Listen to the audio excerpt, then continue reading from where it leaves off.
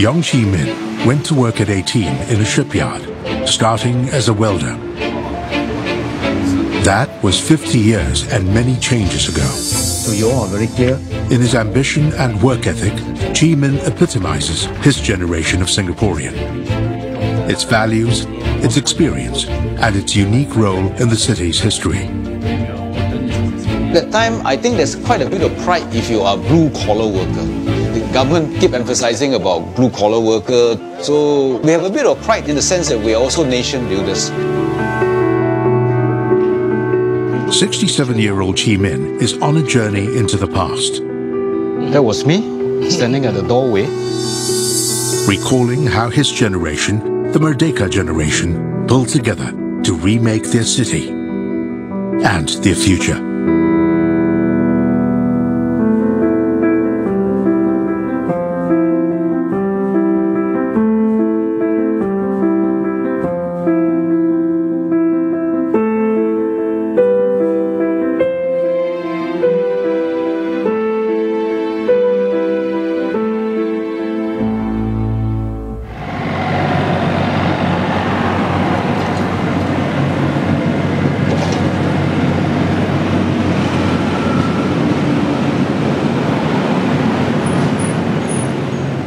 This is where Chee Min and brother Chee Fah grew up. Well, I think we don't have much, but I think we were happy. I think, In Geylang, at the edge of Singapore's heart, there was a kampong here. Only one trace remains. That's the temple. I think it's still at the same location. If you look around, I think everything else is gone. Over here, last time it was a sandy path leading all the way to the temple, yeah. And the river was behind us, yeah. And to our left here, it was a sago factory. In the 1950s, when the Yong brothers were growing up, swamps and slums defined Singapore. Kampongs, little villages, housed many residents. Chee Min's kampong was one of several along the Kallang River, rustic and austere. We pay a few dollars a month and then we get lighting from about 7 o'clock to 11 o'clock in the evening. And for cooking, I remember we were using firewood. And firewood, sometimes there were some trucks that, were dumping some offcuts from some nearby sawmills. For water, we actually got to collect water from the pipe stands outside, just outside our kampong, So what happened is that we got to queue with our drums, empty pails, yeah, and take turns to collect water and carry it back all the way to the house. The temple dominated kampong life, in part because the grounds included a place of importance.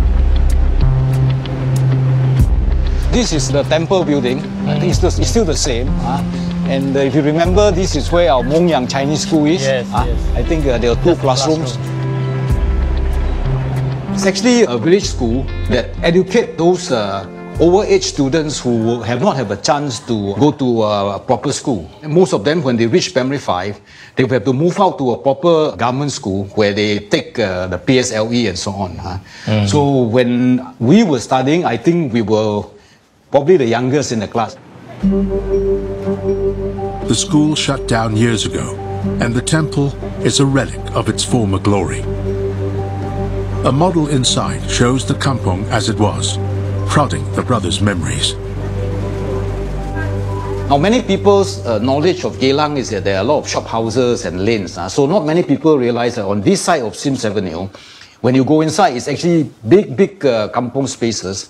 And from Lorong 17, in fact, it's joined to Lorong 21, Lorong 23, where there are Malay kampongs. And of course, the Kallang River is not just a narrow canal. No? It's actually very wide. Certain areas are so wide. Yeah. Where we stay was actually is somewhere here, yes. Right? In these houses that are on stilts. Okay, and then if you go further in, that's where this is where the temple is. I would say kampong life, I think it's pretty simple. We are not too big a family compared to most families at that time. A family of four, my elder sis, myself, and then the younger sister and younger brother. My dad works for Carrier, which is air conditioning company, and he handles air conducting work, and my mom basically is a homemaker. But from time to time, she also does some part-time work. I remember she was working for some of those British troops who were stationed here and doing some domestic work for them to complement the family's income. So we're pretty a happy family. I think if you recall, you can still remember the muddy river smell. Yes, and whenever there's high tide, it goes all the way until our stairway, So those are happy times that yes. we, would have a chance to swim, because during those times, I think there isn't any, public swimming pools. So that's where a lot of us learn how to swim. Although the rivers are so muddy and murky, but still, well, we enjoy ourselves. We have a lot of fun. In 1964, Chee Min turns 12. Time to cram for the PSLE, a Singaporean child's first major examination. 64 stands out for him in another shocking way. It's the year of race riots that seem to erupt out of nowhere. The village chief of our kampong actually spoke to the Malay kampong chief, and there's some kind of understanding that should there be any people coming in to instigate, I think they will try and sort of make sure that to get the people not to come and disturb the kampong. So there's this very close communal kampong spirit and coexistence kind of spirit. The riots don't disturb the kampong, but they herald other changes triggered by independence.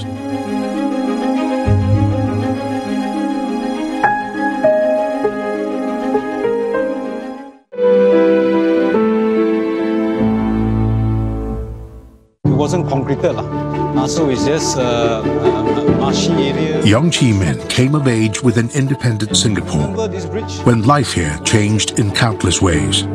Of course, out there, all these blocks was not there. Independence brought urban renewal, a vast but also personal transformation. Chee Min was 14. His brother Chee Fa was 7.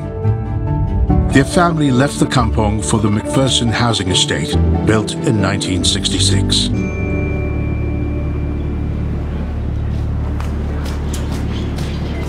So previously there wasn't such walkway. If you recall, beyond here was the car park itself. Yes. Was a huge, spacious car park. You can just park quite easily. There was a lot more space. Yeah. So behind the car park, I remember, was an open drain, where we used to play police and thief, running around and hopping over the open drains. I think it's changed quite a lot now. Yeah. Pulling down old ramshackle buildings, clearing squatter shacks, and in their place, building skyscrapers to house 10 times the number of people on the valuable land. Upon achieving independence, Singapore had urgent tasks to accomplish. An economy to encourage, jobs to create, a city-state to modernize. The peaceful revolution brought better housing and a cleaner environment. In 1966, those twin waves carried the young family to a new way of life. At that time, I think my parents were quite forward-looking, so they realized that there is a need for us to, look at where we can shift to. Over here in McPherson Estate, I think they were releasing the early batches of HDB flats. You have to register and then there will be balloting. And I remember at that time the flat only cost 6,200. So this is our corridor where we used to play. Yeah. So the view has all changed. Yeah. So this is our unit. Yes. This is where we stay. And then if we look at the picture now, I think previously it was all clear view. So this is Balam Road itself. As you can see, it's very clear here, right? And this is now where the block is, but previously it was clear. It's an open car park. I still have these pictures that we have. That was me standing at the doorway. That was you. That's me. Right. So these are the pictures. Okay, change your hands the other way. Yeah, you hide your hands. The Yong's new way of life brought many happy days, but also daunting challenges.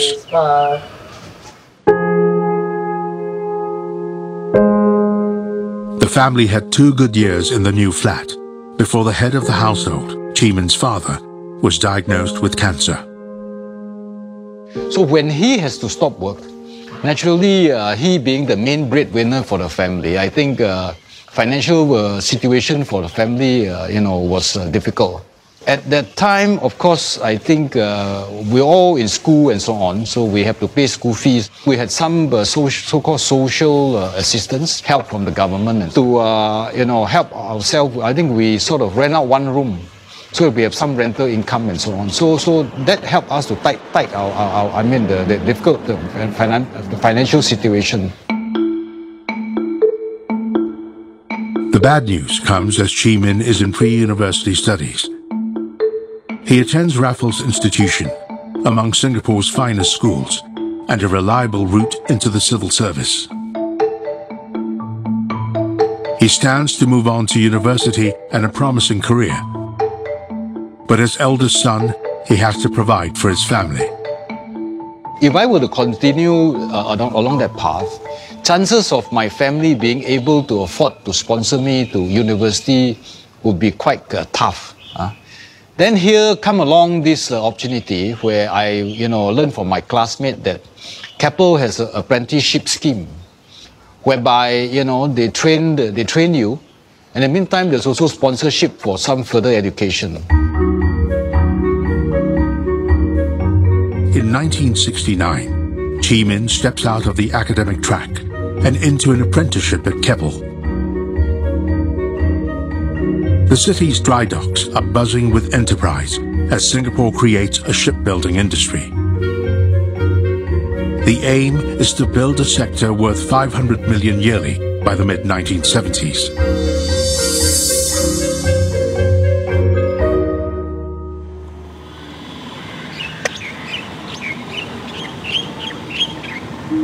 Hi, John. Hey, hi. How are you? Hi. Good to see you, man, John. Yeah. Okay.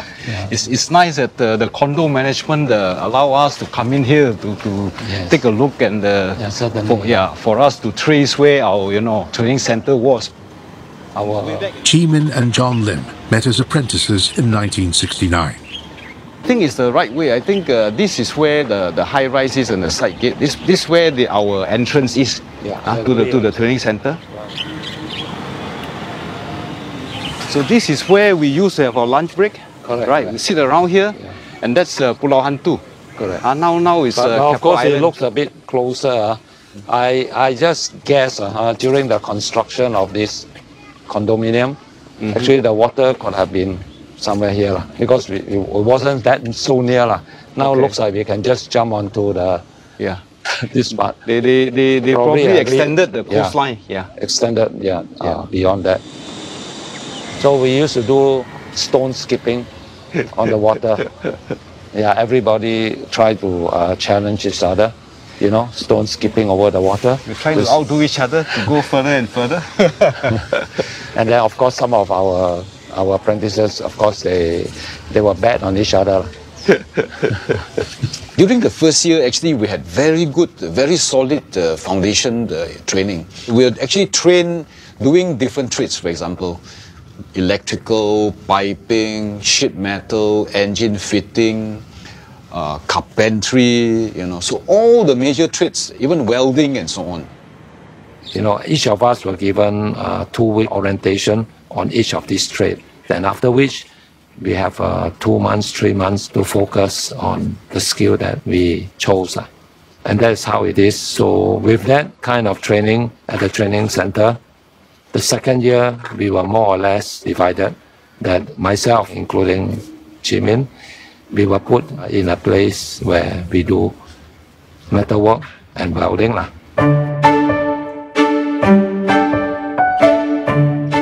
They learned on the job and also in the classroom.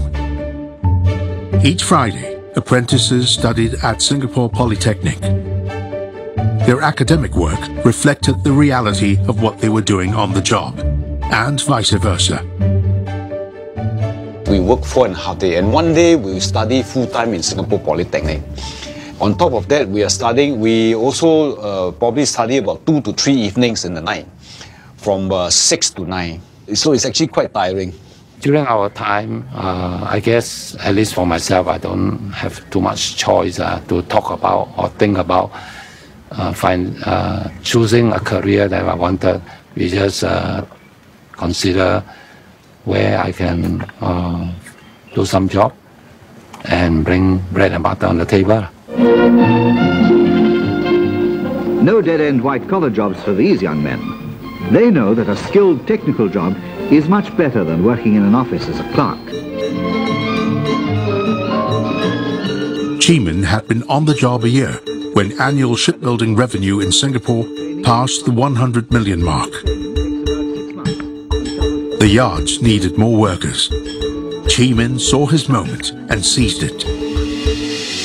Because the yard's workload has already increased and there was shortage of manpower, and so apprentices actually were allowed to do overtime. And because of my need to chip in to help my family, I was always keen on overtime work. I have an old pay slip, and this shows, the basic pay is $26 a week. And I think during that week, I also happened to work overtime amounting to $60. So for that week, I actually had $100. And in those days already, this is already considered quite a big amount for a youngster to earn. In 1974, Singapore Poly issued Chee Min a diploma in ship construction. At 22, he was a journeyman certified at his trade and a stalwart at Keppel Shipyard. But he had greater ambitions. Having a diploma, I thought would be insufficient if I want to progress in my career. I must say, there's also some initiative on my part to approach management to say, look here, we are actually people with very solid experience and exposure on the ground. And as much as possible, for those of us who are deserving, should really give us this opportunity for us to advance. I managed to convince management that, and I was really grateful because that really was a great help to me, and it really helped me to advance in my career. Management agrees to pay for Chee Min to study naval architecture for 2 years at the University of Strathclyde in Scotland. When he returns in the late 70s, he finds a Singapore that is in the big leagues of shipbuilding. With grit and hard work, and standing on his lost father's shoulders, Chee Min has hoisted himself into a profession.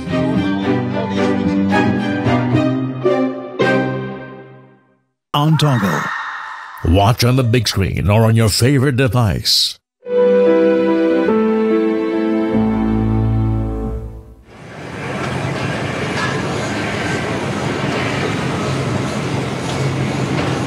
They got a wide varieties of LNG container vessels. Keppel still employs a few Merdeka Generation veterans like Yong Chee Min. And now we have container vessels here. One is Alifi, who came to Keppel after a stint in manufacturing. He and Chee Min have lived through great changes in the workplace and the nation. We grab whatever opportunity we have then to overcome these challenges. And we know that we can rely on one another, that kampung spirit that helped us to pull through the hard times.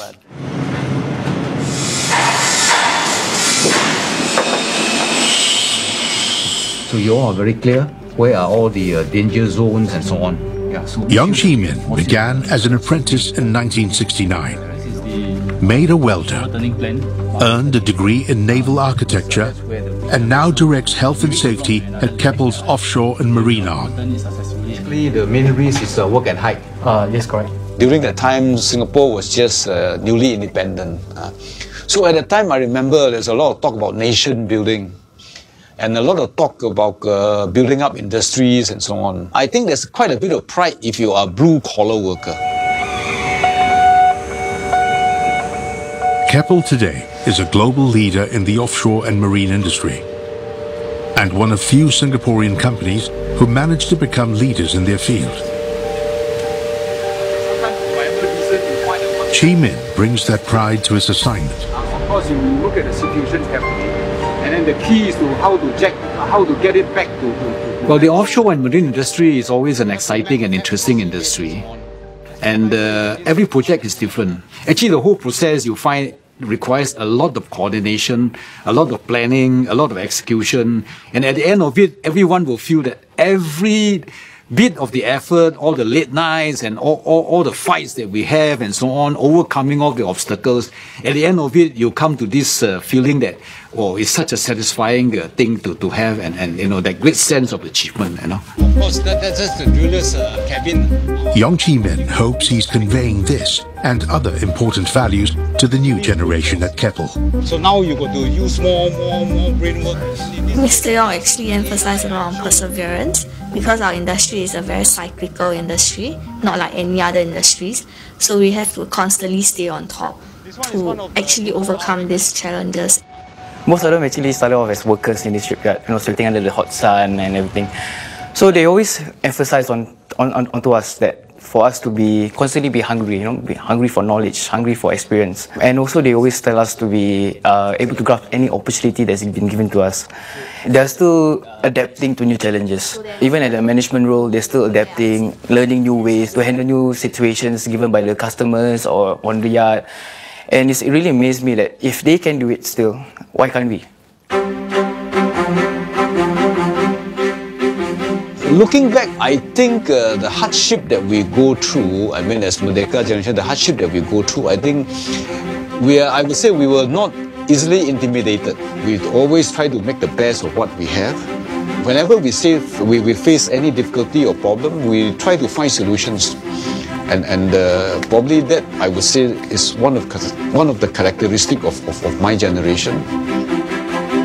When duty and opportunity called, the Merdeka Generation stepped up and stood tall. Its members brought their city along with sacrifice, hard work and resilience, launching the nation on its journey from third world to first.